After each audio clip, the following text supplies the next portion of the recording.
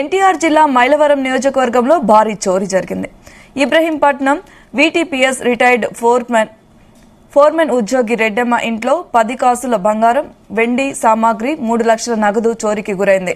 శనివారం ఉదయం గుడివాడలో బంధువుల పెళ్లికి హాజరయ్యేందుకు వెళ్లిన సమయంలో అర్ధరాత్రి గుర్తు తెలియని వ్యక్తులు దొంగతనానికి పాల్పడినట్లు సమాచారం. అలాగే జేఈ బ్లాక్ లో ఉంటున్న రిటైర్డ్ సబ్ ఇంజనీర్ రామచంద్రరావు ఇంట్లో 8 కాసుల బంగారం, నగదు, వెండి సామాగ్రి చోరీకి గురైంది. బాధితులు ఫిర్యాదు మేరకు ఇబ్రహీంపట్నం పోలీసులు దర్యాప్తు చేపట్టారు.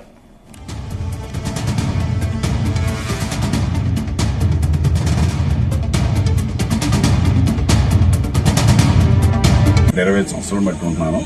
5 గంటలకి గుడివాడ వెళ్ళాం ఫంక్షన్ నిమిత్తం. వెళ్ళి ఇప్పుడు సాయంకాలం మేము వచ్చేసరికి 7 అయింది. 7 గంటలకు వచ్చేసరికి తలుపులు తీసి ఉన్నాయి, లైట్లు వేసి ఉన్నాయి. లోపలికి వెళ్ళి చూస్తే బీరువా పగలగొట్టి ఉంది.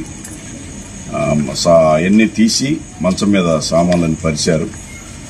వాళ్ళు కావాల్సినవన్నీ తీసుకున్నారు. బంగారం, దాంతోపాటు పిచ్చి బంగారం కూడా ఉంది. బంగారం వదిలేశారు. అక్కడ మంచి బంగారం వరకు తీసుకున్నారు. క్యాష్ ఒక 3 లక్షలు ఉంది. బంగారం దగ్గర 10 కాసులు దాకా ఉండాలి.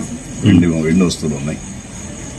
అవన్నీ ఏంటంటే మేము ఇంకా కరెక్ట్గా స్టేట్మెంట్ వేసుకోలేదు ఎంత ఉందని సుమారు మీకు తెలియపరిచాం. పోలీసు వారికి కూడా కంప్లైంట్ ఇవ్వడం జరిగింది. వాళ్ళు వచ్చి చూసుకుని పంపిస్తామని తెలియజేశారు. త్వరగా మా సామాన్లు